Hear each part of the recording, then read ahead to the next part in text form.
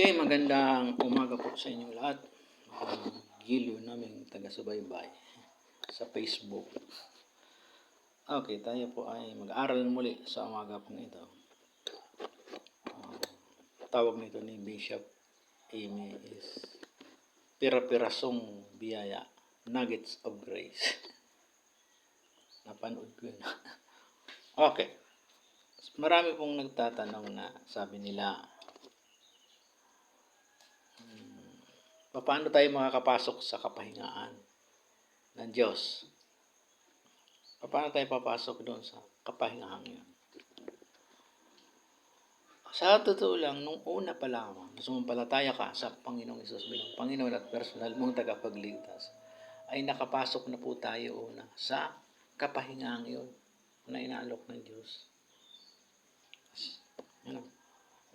Nakapasok na po tayo doon sa kapahingaan ng una po lamang na sumampalataya tayo sa Panginoong Hesus bilang Panginoon at personal natin tagapagligtas, at nang maligtas tayo ay nakapasok na po tayo sa kapahingaan, doon sa rest na sinasabi po ng Biblia.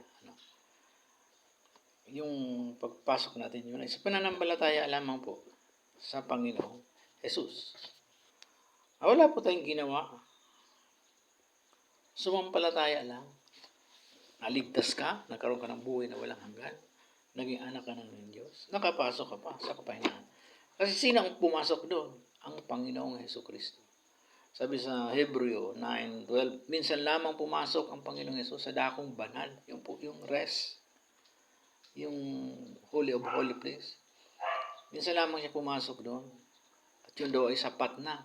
Hindi dugo ng guya o baka ang kanyang dala, kundi sarili niyang dugo ang kanyang inihandog.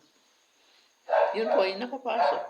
Siya po ang pumasok doon sa dakong banal. Tinubos niya po tayo ng kanyang banal na dugo doon sa krus ng Kalbaryo. Kaya po nang sumampalataya tayo, ay nakapasok na rin tayo. Dahil kay Kristo tayo po nakapasok sa kapahingaan iyon sa pamamagitan po ng pananampalataya sa Kanya. Pag sumampalataya ka sa Panginoong Hesus, nakapasok ka na sa kapahingaan iyon. Basahin po natin, Hebrews chapter 4 verse 11. Let us labor therefore to enter into the rest. Sabi rito, lest any man fall after the same example of unbelief. Sa Tagalog po, magsipagsikap nga kayo ng pagpasok sa kapahingaang yaon, upang wag marapa ang sino man ayon sa gayong halimbawa ng pagsuway. Ito po yung pagpasok. Bakit po sila hindi nakapasok, yung mga hindi sumampalataya? Dahil po sa unbelief, dahil sa hindi po pagsampalataya. Tayo po na mga sumampalataya na sa Panginoong Hesus, tumanggap na ng biyaya ng kaligtasan na tinapos niya sa krus ng Kalbaryo. Ay nakapasok na po tayo sa kapahingaang yaon. Yun lamang pong hindi naniniwala, yung unbelief. Yung unbeliever, yung hindi pa sumampalataya, hindi po sila nakapasok sa kapahingaan. Dahil kay Kristo lamang natin makukuha ang kapahingaan, yung rest. Ang pagsampalataya natin sa Panginoong Hesus, yung po ang pagpasok natin. Bakit hindi nakuha ng iba? Kasi hindi po sila sumampalataya sa Panginoong Hesus. Kung gusto niyo pong makapasok sa kapahingaan niyo, ay sampalatayaan niyo po ang Panginoong Hesus. Siya po ay nabayubay sa krus. Nabuhos ang kanyang dugo para tayo mabayad, matubos sa ating mga kasalanan, para po tayo maligtas. Yun po ay sa pamamagitan na lamang ng pananampalataya. Nabugbog ang kanyang katawan, nasugatan. Ang dahilan po nun para tayo maligtas. At isa pa dun para tayo gumaling sa ating mga sakit at karamdaman. Ayon sa nasulat, Isaiah 53:4-5, sa mga sugat niya kayo ay magaling na. 1 Peter chapter 2 verse 24, sa mga sugat ng Panginoong Hesus, kayo ay magaling na, pinanggaling na. Okay, yun po ang isang mga rason pa. At marami po yun. Sa finished work, napakarami po. Hindi yun ang pag-aaralan mo natin. Dinaanan lang natin. Kaya, sa bawat tao po na sumampalataya sa Panginoong Hesus bilang Panginoon at personal niyang tagapagligtas, siya po ay nakapasok na sa kapahingaan. Sinasabi po dito sa Bible, Hebrews 4:11, sabi rito, magsipagsikap nga kayo na pagpasok sa kapahingaan yaon.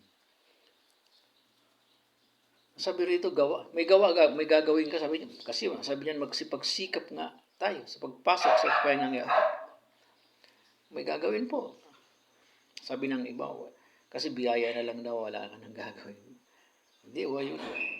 Sabi niya, magsipagsikap nga kayo para sa pagpasok sa kapahingaang iyon.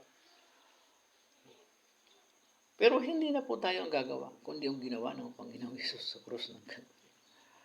Ano lang gagawin natin? Sumampalataya tayo doon sa nakapasok. Sino yan? Ang Panginoong Hesus.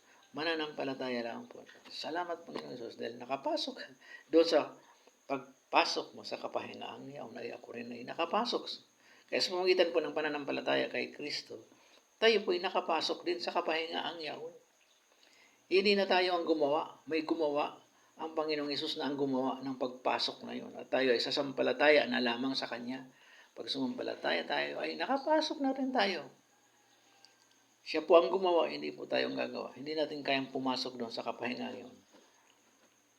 Ang Panginoong Hesus lang ang nakapasok doon. At siya na po ang pumasok para po sa atin. Siya ang pumasok sa kapahinga yun para po sa atin mga sumasampalataya sa Kanya. Napakalaki pong biyaya ng Diyos na binigay sa atin.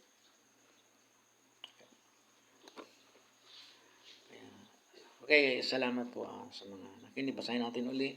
Magsipagsikap nga kayo at pumasok sa kapahingaang iyon upang huwag marapa sino man ayon sa gayong halimbawa ng pagsuway. Ito po yung unbelief o pagsuway.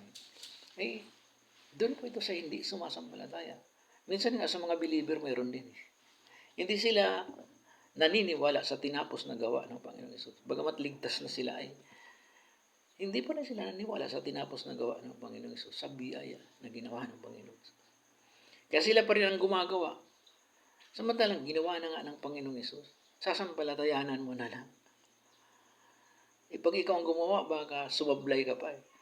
Pero pag ang Panginoon ay siya nang gumawa, sasampalataya ka lang, hindi ka po sasablay pag sumampalataya ka lang sa ginawa ng Panginoong Hesus sa cross ng Kalbaryo na siya na po ang pumasok sa dakong banal para po tayo ay maligtas. Kaya ang kaligtasan natin, sampalataya lang. Ligtas ka na. Kaya sa buhay natin araw-araw, nakakapasok po tayo sa dakong banal. Dahil po kay Kristo, na siya na po ang gumawa. Tayo po ay sasampalataya na lang. Wala. Yun po ang gagawin natin, sampalataya. Siya ang gumawa, tayo sasampalataya. Siya na gumawa para sa atin.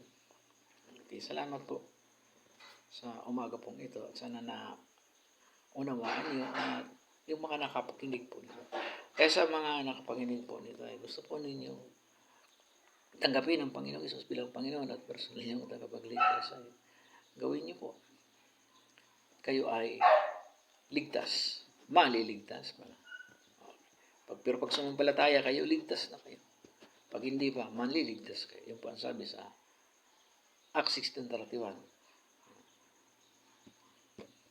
Sumampalataya ka sa Panginoong Hesus, maliligtas ka. Pero nung sumampalataya po yung sa jailer, siya po ligtas na. Hindi lamang po siyang naligtas, kundi buong pamilya niya. Yan lamang po. Simple lang po, sasampalataya natin ang Panginoong Hesus bilang Panginoon at personal nating tagapagligtas na siya na po ang nabayubay sa cross para po sa ating kaligtasan. Nabuhos ang kanyang dugo para mapatawad tayo sa ating mga kasalanan. Kaya pag tumanggap ka po sa Panginoon Hesus, sinampalatayanan po siya bilang Panginoon at personal mong tagapagligtas, pinatawad ka na po ng iyong mga kasalanan. Yung po ang sabi sa Hebrew 9:12. Nabuhos ang kanyang dugo para tayo mapatawad sa ating mga kasalanan. Kailan yun magsisimula? Nung tanggapin natin. Lahat ng kasalanan binayaran sa cross. Believe it. Word yung hamarteyasin. Atonement. Yun ang ginawa na po. Binayaran niya po yun. Yung original sin. Paid in full, sabi niya. At hindi lamang po, hindi partial po ang pagbayad ng Panginoon sa cross ng Kalbaryo. Sabi niya, it is finished, tapos. Wala pong dinagdag. Hindi mo na pwedeng dagdagan kasi tapos na. Ano pang idadagdag natin tapos na. Yung finished work of salvation. Kaya sasampalataya na lamang po tayo. Okay, salamat po.